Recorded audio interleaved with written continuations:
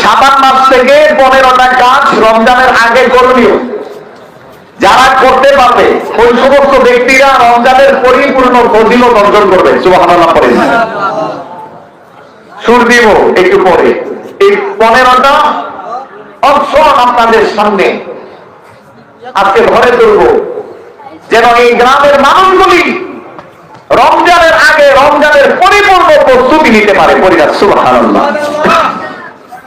এখন আসে 1 নাম্বার যে কাজটা করতে হবে সেইটা হচ্ছে ইস্তেগফার করা। কি করা? ইস্তেগফার। আল্লাহ পাক রব্বুল আলামিন সূরা নূহে 10 নম্বর আয়াতে বলেছেন, ফাকুল তুস্তাগফিরু রাব্বাকুম ইন্নাহু কানা গফফারা। পরিবার সুবহানাল্লাহ। আল্লাহ পাক রব্বুল আলামিন তিনি বললেন, নবী আপনি আপনার উম্মতদেরকে শোনায় দেন, আপনি তাদেরকে এইভাবে বলতে থাকেন, হে আমার উম্মতেরা তোমরা সকলে তোমরা তোমার আপনজনের নিকটে ইস্তেগফার করো, তওবা করো। যেই ব্যক্তি ইস্তেগফার করতে পারে ওই ব্যক্তির জন্য আল্লাহ তাআলা অতি দয়ালু ক্ষমাশীল হয়ে যায়। সুবহানাল্লাহ। যেই ব্যক্তি কন্টিনিউ ইস্তেগফার অর্থাৎ শুধু আস্তাগফিরুল্লাহ করবে ওই ব্যক্তিকে আল্লাহ তাআলা সর্বদা ক্ষমার দরজায় রাখবে। পরিবার সুবহানাল্লাহ। এই ইস্তেগফার করার দরকার আছে না নাই? আল্লাহ পাক রব্বুল আলামিন পবিত্র কোরআনে বলেন, ইল্লাল্লাযীনা তাবু ওয়া আসলাহু ওয়া বায়্যানু ফাউলাইকা আতুবু আলাইহিম ওয়া আনা আত-তাওয়াবুর রহিম। সুবহানাল্লাহ। এই জায়গার মধ্যে আমার মহান রব বললেন, ইল্লাল্লাযীনা তাবু, অতঃপর যারা সর্বদা তাবু তওবার মধ্যে থাকে, ওয়া আসলাহু এবং নিজেকে পরিশুদ্ধ করার জন্য নেক কাজ করে থাকে, পরিশুদ্ধ করার জন্য সৎ কাজগুলি করতে থাকে, অবাইয়ানু যিনি স্পষ্টভাবে সেইগুলি প্রকাশ করতে চায়, অবাইয়ানু ফাউলাইকা আতুবু আলাইহিম ওই সমস্ত ব্যক্তিদের তওবা, ওই সমস্ত ব্যক্তিদের ইস্তেগফার আমার আল্লাহ তাআলা কবুল করে নেয়। সুবহানাল্লাহ। এই জন্য ইস্তেগফার এটার কোনো বিকল্প নাই। এই ইস্তেগফার যদি কোনো ব্যক্তি কন্টিনিউ করতে পারে, শুধু আস্তাগফিরুল্লাহ, বড় কোনো কিছু করতে হবে না। সাইয়্যিদুল ইস্তেগফার আপনি পারেন না, ওইটা শেখার চেষ্টা করবেন, কিন্তু পারেন না বিদায় আস্তাগফিরুল্লাহ থেকে বঞ্চিত হওয়া যাবে না। আস্তাগফিরুল্লাহ শব্দের অর্থই হচ্ছে আস্তাগফিরাও। সুবহানাল্লাহ পড়বেন না? আপনি বলছেন ফিরুল্লাহ, আল্লাহ আপনার দিকে আমাকে ফিরায় দেন। সুবহানাল্লাহ, সুবহানাল্লাহ। ওই ব্যক্তি উত্তম ব্যক্তি যেই ব্যক্তি সর্বদা ইস্তেগফারের মধ্যে আঠার মতো লেগে থাকতে পারে। সুবহানাল্লাহ। এই জন্য রমজানের আগে আমাদের করণীয় 11টা কাজের মধ্যে, মতান্তরের 15টা কাজের মধ্যে সর্বপ্রথম কাজই হচ্ছে ইস্তেগফারের মধ্যে আঠার মতো লেগে যাওয়া। সুবহানাল্লাহ। এই জন্য সর্বদা এই আস্তাগফিরুল্লাহর সাথে লাগতে হবে। সূরা নিসার মধ্যে এসেছে, আস্তাগফিরুল্লাহ ইন্নাল্লাহা কানা গফুরুর রহিমা। পড়িনা সুবহানাল্লাহ। যে ব্যক্তি এই আস্তাগফিরুল্লাহর মধ্যে লেগে থাকতে পারে সেই ব্যক্তি আল্লাহ তাআলাকে ক্ষমাশীল হিসেবে পেয়ে যাবে। সুবহানাল্লাহ। আরেক জায়গার মধ্যে এসেছে, মহান রব বললেন, মামান ইয়ামাল সুআন আও ইয়াযলিম নাফসাহু সুম্মা ইয়াস্তাগফিরিল্লাহা ইয়াজিদিল্লাহা গফুরুর রহিমা। এটা সূরাতুন নিসার মধ্যে এসেছে। মহান রব্বে কারীম বললেন, মামান ইয়ামাল সুআন, যদি কোনো ব্যক্তি এবং যদি কেউ মন্দ কাজের মধ্যে নিয়োজিত হয়ে যায়। এখন বলেন বাবা, দুনিয়ার জমিনে এমন কোন মানুষ আছে যে মন্দ কাজ করে না? পাপ থেকে এমন কোন ব্যক্তি আছে যে নিষ্পাপ? কেউ না, সবাই পাপের মধ্যে নিয়োজিত। কথা বলে ঠিক কিনা? এই জন্য আল্লাহ বললেন, ওয়ালাই ইয়াহমাল সুআন আও ইয়াযলিম নাফসাহু তোমাদের মধ্যে যারা মন্দ কাজের মধ্যে নিয়োজিত হয়ে যায়, তোমাদের মধ্যে যারা মন্দ কাজ করে এবং নাফসাহু তার নফসের সঙ্গে তার নফসের মধ্যে জুলুম করে, অত্যাচার করে, অবিচার করে, অতঃপর সুম্মা ইয়াস্তাগফিরুল্লাহ, সে যদি তার অন্যায়গুলি জানার পরে ওই অন্যায়গুলি স্বীকৃতি দেয়, আল্লাহ দরবারে বলে, আল্লাহ আমি পাপ করেছি, অন্যায় করেছি, অপরাধ করেছি, শিরক ব্যতীত সমস্ত কবিরা গুনাহকে, সুম্মা ইয়াস্তাগফিরুল্লাহ, অতঃপর যদি সে ফিরতে চায় আল্লাহর রাস্তায়, ইয়াজিদিল্লাহ গফুরুর রহিমা। আল্লাহু আকবার। আল্লাহ বলছেন ইয়াজিদিল্লাহ গফুরুর রহিমা, তোমরা কি করো, আমাকে সর্বদা ক্ষমাশীল হিসেবে, দয়ালু হিসেবে পেয়ে যাবে। সুবহানাল্লাহ।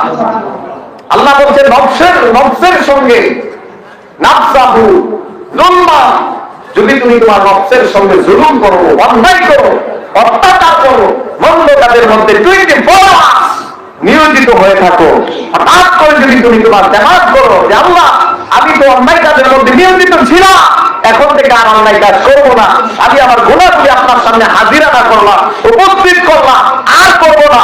আল্লাহ বলছেন ইয়াজিদিল্লাহ গফুরুর রহিমা, আমি আল্লাহকে সর্বদা তুমি ক্ষমালু, ক্ষমাশীল আর দয়ালু হিসেবে পেয়ে যাবে। সুবহানাল্লাহ।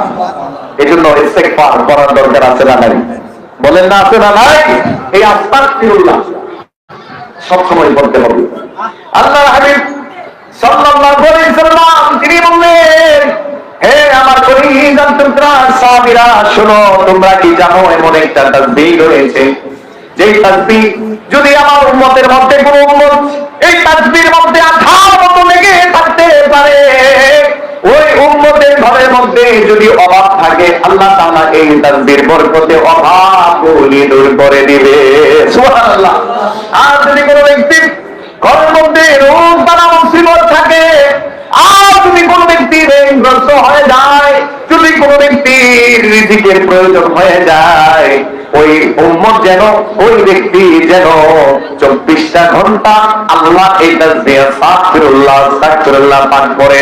এই তাসবিহ যদি কোনো উম্মত পাঠ করতে থাকে, এই তাসবিহ এত পাওয়ার, এত বরকত, এত ফজিলত, এই তাসবিহের বরকতে ওই ঘরের মধ্যে সমস্ত আপদ বিপদ, ঋণ এবং রিজিক দিয়ে আল্লাহ তাআলা পরিপূর্ণ করে দিবে। সুবহানাল্লাহ। এই জন্য ইস্তেগফার করার দরকার আছে না ভাই? যদি কোনো ব্যক্তি ঋণগ্রস্ত হয়ে যায়, ওই ব্যক্তি যদি ইস্তেগফার বেশি বেশি পড়ে, ওই তাসবিহ বরকতে আল্লাহ তাআলা তার ঋণ থেকে মুক্তি পাওয়ার একটা রাস্তা বের করে দিবে। সুবহানাল্লাহ পড়বেন না? আপনাদের কাছে মনে হয় ভালো লাগতেছে না আলোচনাটা? শুধু কোরআন দিয়ে কোরআন করতেছি, এই জন্য মনে হয় আপনাদের বুঝতে কষ্ট হচ্ছে। বুঝতে পারতেছেন তো সকলে? ইস্তেগফার এটা পাওয়ারফুল একটা তাসবিহ, এটার মতো পাওয়ারফুল অন্য কোনো তাসবিহ হতে পারে না। বিষয়টা দেখেন, আস্তাগ অর্থাৎ ফিরিয়ে নেওয়া, তার দিকে ফিরিয়ে নেবে, আল্লাহর দিকে ফিরিয়ে নেবে। আরে ভাই, দুনিয়ার জমিনে একটা বিক্ষোভ যদি একটা ব্যক্তির কাছে 1 বার 2 বার 3 বার 4 বার 5 বার ভিক্ষা চায়, ওই ব্যক্তিটার কাছে অল্প টাকা থাকলেও ওই টাকা থেকে তাকে দিতে বাধ্য হয়, ঠিক কিনা বলেন? অথচ আপনি যদি দৈনিক 100 বার 200 বার 300 বার ইস্তেগফার করেন, আপনি যতই গুনাহ করেন না কেন, যতই পাপ করেন, মন্দ কাজের মধ্যে থাকেন না কেন, আল্লাহ তাআলা অতি শীঘ্রই আপনাকে তার রাস্তার মধ্যে নিয়ে যাবে। সুবহানাল্লাহ। এবং তার কুদরত দেখিয়ে দিবে। আল্লাহ হাবিব সাল্লাল্লাহু আলাইহি ওয়াসাল্লাম তিনি বললেন, হে আমার কলিজার টুকরা সাহাবী, যেই ব্যক্তি কন্টিনিউয়াস ইস্তেগফার করতে পারে, ওই ব্যক্তির গায়ের মধ্যে জাহান্নামের আগুন স্পর্শ করতে পারবে না। সুবহানাল্লাহ। চিন্তা করছেন কত পাওয়ারফুল করছি? এই তাসবিহটা পড়ার দরকার আছে না নাই? বলেন না আছে। এখন আসেন, হযরত আবু বকর সিদ্দিক আকবর রাদিয়াল্লাহু তাআলা তিনি বললেন, একদিন আল্লাহর হাবিব বললেন, দৈনিক কমপক্ষে আমি নবী সাইয়্যিদুল ইস্তেগফার 70 বার করি, আর সেই ইস্তেগফার, ছোট্ট ইস্তেগফার আমি কমপক্ষে 100 বার করি। সুবহানাল্লাহ।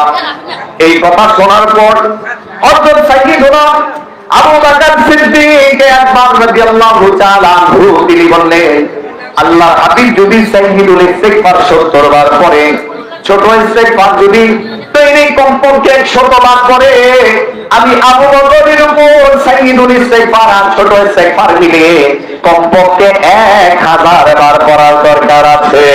সুবহানাল্লাহ। তিনি দৈনিক 5 থেকে 600 বার, মতান্তর আছে 500, 600, 700 বার ইস্তিগফার করতেন। সুবহানাল্লাহ পড়বেন না?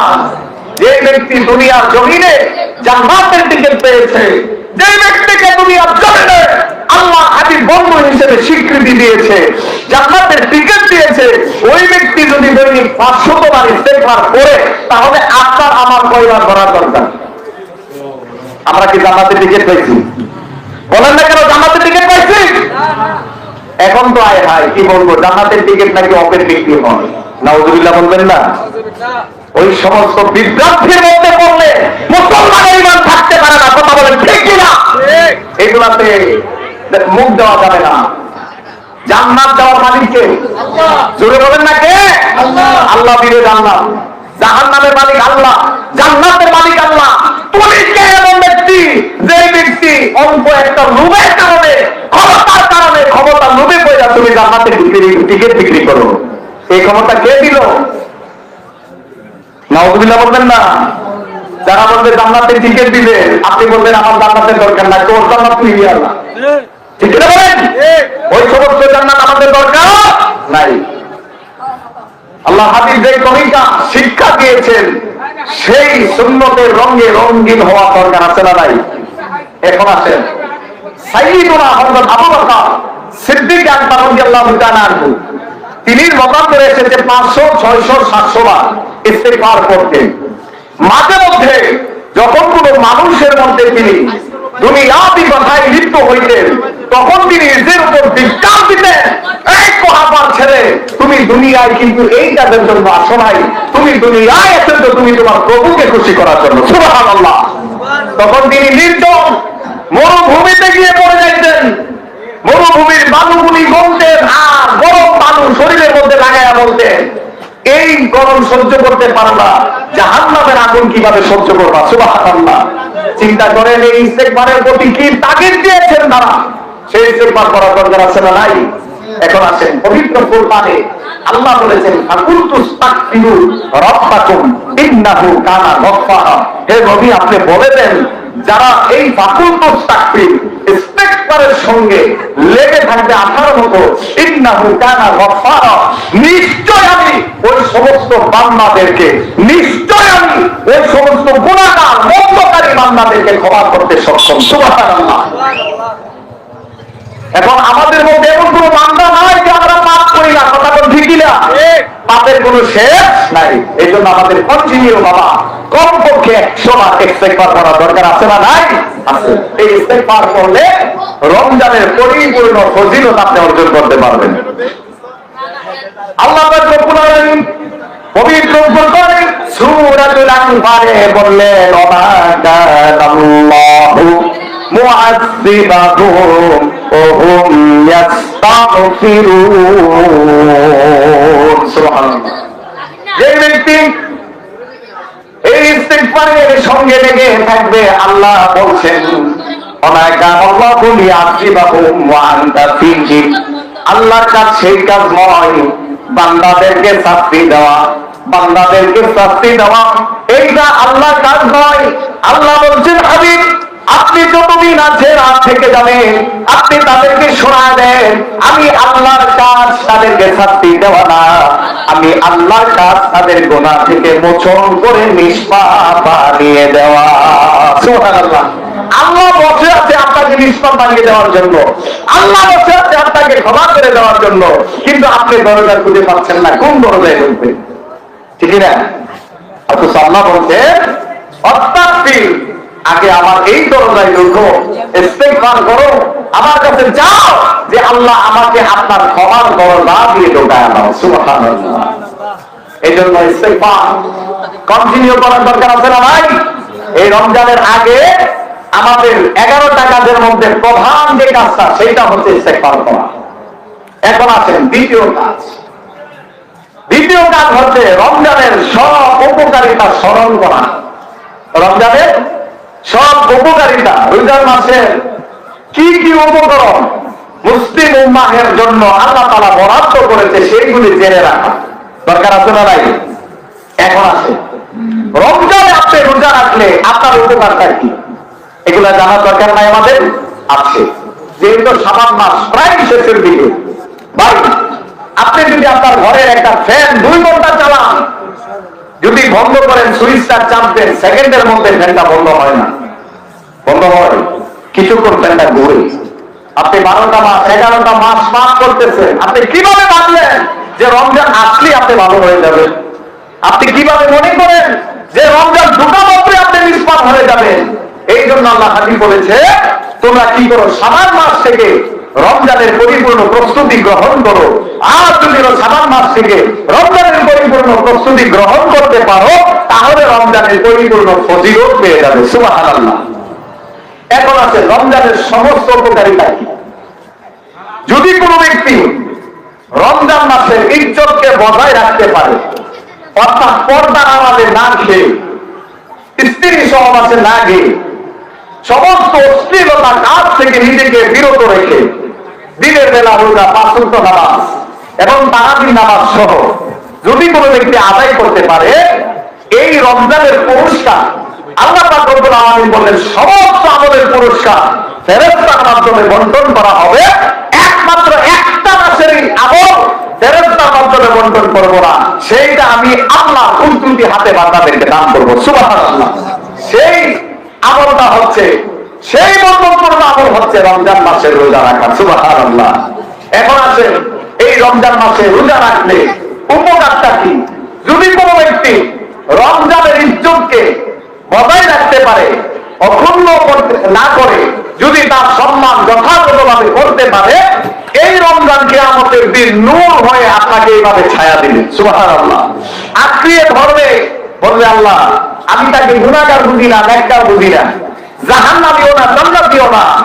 আমি রমজান যখন তার হাতে যাইতাম, সে আমাকে সম্মান করত, সে আমাকে তাজিম করত, সে দিনের বেলা না খেয়ে থাকতো, সমস্ত শ্রেণ কাজ থেকে নিজেকে বাধা দিত এবং হেফাজত করত। আল্লাহ আজকে আমি রোজা নূর হয়ে দাঁড়িয়ে গেলাম, এই বান্দাকে যতক্ষণ পর্যন্ত জান্নাতে না ঢুকাইবা ততক্ষণ পর্যন্ত আমি তার পিছু ছাড়বো না। সুবহানাল্লাহ। এটা হচ্ছে রমজান মাসের উপকরণ। রোজা রাখলে আপনার লাভ কি হবে, রোজার লাভটা এটা হচ্ছে লাভ। এখন আছে রোজা রাখার জন্য মানসিক ভাবে প্রস্তুতি নেওয়া। 30টা রোজা রাখার একটা মানসিক প্রস্তুতি নেওয়ার দরকার আছে না নাই? এই যে মাহফিলটা করলো, সুমন টাকা মাহফিলটাকে করলো, সাজাইলো, আচ্ছা বলেন মাহফিলটাকে আজকেই করছে নাকি আগের থেকে প্রস্তুতি নিচ্ছে? আগের থেকে প্রস্তুতি নেন নাই, অনেক আগে ভেন্ডাল করছে। কারে দিয়ে ভেন্ডাল করাইবে ওনাকে আরো 2 দিন আগে জানাইছে। কাকে মাইক দিবে ওনাকে আরো অনেকদিন আগে জানাইছে। আবার আমার ভাই না বললেই নয়, সকলের সুপরিচিত ব্যক্তি, সুন্নি মিডিয়ার জন্য যিনি কঠোর পরিশ্রম করে যাচ্ছে, সুহেল ভাই, ওনাকেও তো আমার সুমন টাকা হয়তো 1-2 দিন আগে বা আরো আগে জানাইছে। ঠিকই না বলেন? না জানাইলে কোন আসতো না। এখন আসে মানসিক ভাবে যদি কোনো ব্যক্তি একটা কোনো কিছু করতে যায়, একটা প্ল্যান অনুযায়ী কাজ করতে যায়, সে আগ থেকে সে প্রস্তুতি নেওয়ার দরকার আছে। আপনি যে রোজা রাখবেন, রোজা রাখার জন্য নিজেকে প্রস্তুতি শাবান মাস থেকে করতে হবে। সুবহানাল্লাহ। মাইয়াসুমহু শাবান সুম্মা ইয়াসিলুহু বিরমাদান। এই হাদিসে এসেছে আম্মা আয়েশা সিদ্দিকা রাদিয়াল্লাহু তাআলা আনহা, তিনি বললেন আমি আমার নবীকে এই শাবান মাসে বেশি বেশি রোজা রাখতে দেখলাম। সুবহানাল্লাহ। অর্থাৎ এই শাবান মাস থেকে তিনি রোজা রাখতে রাখতে নিজেকে প্রস্তুত করতেন যে রমজান মাসে 30টা রোজা রাখতে হবে। সুবহানাল্লাহ। সেই শিক্ষা আমাদেরকে দিয়েছে। রমজানে 30টা রোজা রাখা, 30টা সেহরি, 30টা ইফতারি, 30 রজনী জেগে থেকে তারাবি, কিয়ামুল লাইল অর্থাৎ তাহাজ্জুদ করার প্রস্তুতি নেওয়া দরকার আছে না নাই? যদি কোনো ব্যক্তি প্রস্তুতি না নেয় যে রমজান আসলে করব, ওই ব্যক্তি থেকে রমজান চলে যাবে, সে টেরও পাবে না। এত দ্রুত গতিতে তার থেকে চলে যাবে, সে টের পাবে না কখন ইবাদত করবে। এই জন্য আল্লাহ হাবিব বলেছে, রজব শাবান থেকে পরিপূর্ণ প্রস্তুতি নিতে থাকো। তুমি মনে করো না রমজান তোমার খুব সামনে চলে আসছে, সুবহানাল্লাহ, রমজান খুব কাছে চলে আসছে। এই রমজানের জন্য পরিপূর্ণ প্রস্তুতি নেওয়া, এবং যদি তুমি সেই প্রস্তুতি নিতে পারো, মানসিকভাবে প্রস্তুত থাকো, তাহলে তুমি 30টা রোজা, 30টা ইফতার, 30টা সাহরি, 30টা তারাবি, 30 দিন তাহাজ্জুদ করতে পারবা, সুবহানাল্লাহ। এখন চলে আসেন 4 নাম্বার, রমজানের আগে কাজা রোজা আদায় করা।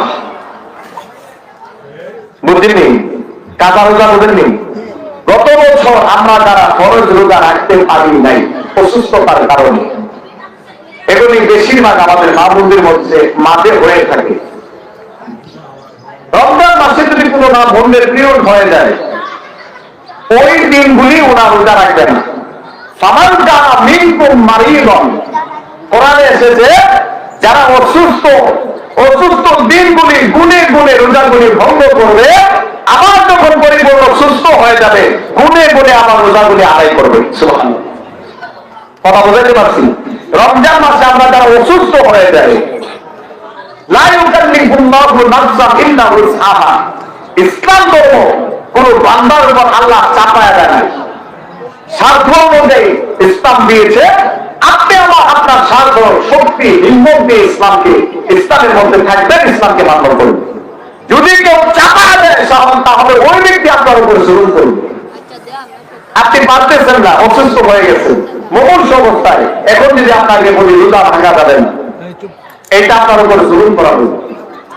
ওই সময় যদি বলি রোজা রাখতে হবে, এইটা আপনার উপর জুলুম করা হয়েছে। কারণ আল্লাহ বলেছেন, ফামান কানা মিনকুম মারিদান আও আলা সাফার, যদি কোনো ব্যক্তি সফরে থাকে, ওই ব্যক্তিও মনে করে রোজাগুলি ভাঙবে, আবার সফর থেকে ফেরার পর মনে করে রোজাগুলি আদায় করে নেবে। সুবহানাল্লাহ, এইটা হচ্ছে কাজা রোজা। ধরেন গত বছর 30টা রোজার মধ্যে আপনার 2টা রোজা ভাঙতে হয়ে গেছে, একটা রোজা আপনি রাখতে পারেন না অসুস্থতার কারণে, আপনার মনেই ছিল না, একটা বছর চলে গেছে, শাবান মাস ঢুকে গেছে। আল্লাহ হাবিব বলেছে, এখন তুমি খেয়াল করো, এখন তুমি মনোযোগ দাও, ধ্যান করো, তোমার গত বছর কয়টা রোজা ভাঙছিলা, এই শাবান মাসে কাজা রোজাগুলি আদায় করে নাও। সুবহানাল্লাহ, কত সহজ করে দিলেন। হ্যাঁ, এটা আপনাদের কাছে আলোচনা করে মনে হয় ভালো লাগতেছে না? ভালো লাগতেছে তো ইনশাআল্লাহ। এইগুলি হচ্ছে আমলিক আলোচনা, এগুলি আমাদের সকলের দরকার, যেহেতু সামনে রোজা চলে আসছে। কাজা রোজা আদায় করা। 5 নম্বর, যাবতীয় সমস্ত গুনাহ থেকে সাধারণ ক্ষমা পাওয়া, অর্থাৎ সমস্ত গুনাহ থেকে সাধারণ ক্ষমা পাওয়ার চেষ্টা করতে হবে। যেমন আল্লাহ হাবিব সাল্লাল্লাহু আলাইহি সাল্লাম মদিনায় যখন হিজরতে গেলেন, মক্কা বিজয়ের পরে 60,000 ইহুদি কাফেরেরা রাসূল এবং সাহাবীদের ভয়ে তারা ঘরের মধ্যে লুকিয়েছিল, কেউ মাটির নিচে লুকিয়েছিল। সবাই মনে করছে মুহাম্মদ সাল্লাল্লাহু আলাইহি সাল্লাম আমাদের উপর তার প্রতিশোধ নিবে, আমাকে হত্যা করবে। কিন্তু রাসূলের পাক, তিনি তো আল্লাহর হাবিব, দয়ালু নবী, দয়ার নবী, ঠিক কিনা বলেন? তিনি দয়ার সাগর নিয়ে তিনি দুনিয়ায় এসেছেন, কথা বলেন ঠিক কিনা? এই নবী কাবা ঘরের 2 নম্বর সিঁড়িতে দাঁড়িয়ে বললেন, আমি এই মক্কার সমস্ত কাফের ইহুদিদেরকে সাধারণভাবে ক্ষমা করে দিলাম। সুবহানাল্লাহ, ভাই চলে আসছে। নারায়ে তাকবীর, নারায়ে রিসালাত, প্রধান বক্তার আগমন। জোরে বলেন না, প্রধান বক্তার আগমন বান্দারপুরের পক্ষ হতে। দেখ, আর বেশি সময় নেওয়া যাবে না, এখন চলে আসেন 6 নম্বর, ফরজ রোজার নিয়মগুলি জেনে নেওয়া। ফরজ রোজার নিয়ম জেনে নেওয়া। বক্তা চলে আসছেন, অনুমতি দিলে 2 মিনিট আলোচনা করব। এখন আসেন, ফরজ রোজাগুলির নিয়ম আপনার জানতে হবে। ফরজ রোজার নিয়ম যদি না জানেন, তাহলে ফরজ রোজা রাখা যাবে না। নিয়মের মধ্যে কি পড়ে? রোজা রাখার নিয়ত করা এক ফরজ। কি করা? রোজা রাখার নিয়ত করা ফরজ। রোজা রাখাও ফরজ, আপনি নিয়ত না করলে রোজাটা পরিপূর্ণ হবে না। এমন ভাবে অনেকগুলি নিয়ম আছে, সময় কম, যার কারণে ভেঙে ভেঙে দিতে পারতেছি না। 5 নম্বরে, সমস্ত গুনাহের জন্য যে সাধারণ ক্ষমা পাওয়ার জন্য চেষ্টা, এই জায়গায় একটা দোয়া রয়েছে, আল্লাহুম্মা ফিরলি। নবী বলেছে তোমরা রমজান মাসের আগে এই দোয়াটা বেশি বেশি পড়বা, আল্লাহুম্মা ফিরলি, আল্লাহুম্মা ফিরলি। হে আল্লাহ আমাকে সাধারণভাবে ক্ষমা করে দেন, আমাকে ক্ষমা করে দেন, আমাকে ক্ষমা করে দেন। এই জন্য সাধারণ ক্ষমা পাওয়ার চেষ্টা করতে হবে এবং রমজানের রোজার ফরজের নিয়ম কানুনগুলি জেনে নেওয়া 6 নম্বর। 7 নম্বর, বিগত রমজানে অসমাপ্ত কাজগুলি চিহ্নিত করা। ধরেন গত বছর রমজানে আপনি কেন তারাবিটা পড়তে পারেন নাই, এটাকে চিহ্নিত করবেন। গত বছর রমজানে কেন আপনি টাইম ভাবে তাহাজ্জুদ পড়তে পারেন নাই, এটাকে চিহ্নিত করবেন। গত বছর রোজায় কয়েকদিন নামাজ ছেড়েছেন, এইগুলি চিহ্নিত করবেন। গত বছর রোজার মধ্যে আপনি ইফতার ভালো করে করতে পারেন নাই, এগুলি চিহ্নিত করতে হবে। এই জন্য গত বছরের অসমাপ্ত কাজগুলি চিহ্নিত করতে হবে। এটা হচ্ছে 7 নম্বর। 8 নম্বর চলে আসে, শাবান মাস জুড়ে রমজানের মহড়া চালু করতে হবে। কি করতে হবে? মহড়া। এই যে নির্বাচন আসছে, সারা বাংলাদেশের মধ্যে সেনাবাহিনীরা গাড়ি দিয়ে দিয়ে টোল দিচ্ছে আর সবাইকে জানিয়ে দিচ্ছে যে আর 2 দিন আছে নির্বাচনে। ঠিক কিনা বলেন? আমরা সকলেই জানি। এই জন্য শাবানের শেষ থেকে বা শাবানের মধ্যখান থেকে একটা মহড়া চালু করতে হবে যে রমজান চলে আসছে। সুবহানাল্লাহ পড়েন।